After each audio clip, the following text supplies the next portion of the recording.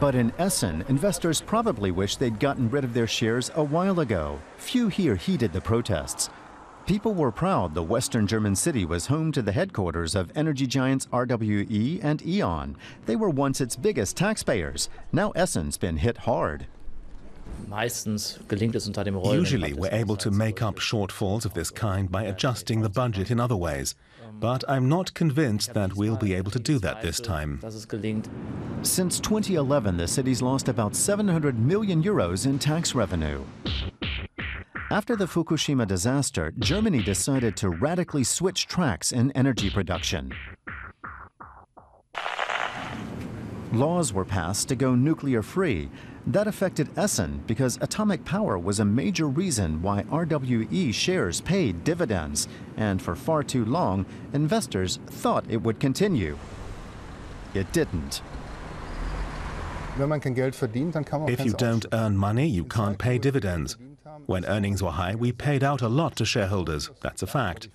But when we earn less, shareholders suffer too. And that suffering won't end anytime soon. The energy giants are now having to invest in renewables, projects like this offshore wind park. That's expensive, and jobs involved are a long way from Essen.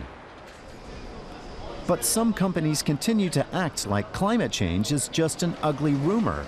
They fought pit closures for years, but the last black coal mine in Germany will finally wind up operations in 2018. Such operations have received billions in subsidies over the years. That's over now. But brown coal operations are still going strong, and it's also a climate killer.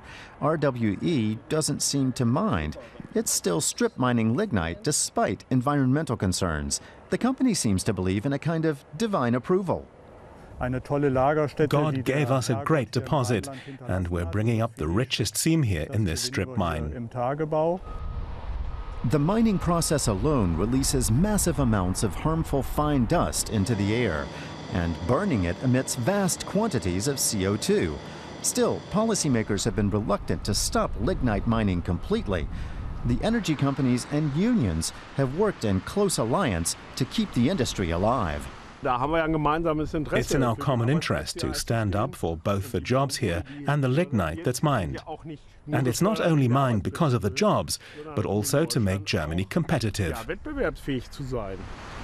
40% of Germany's energy production is still churned out by coal-powered facilities.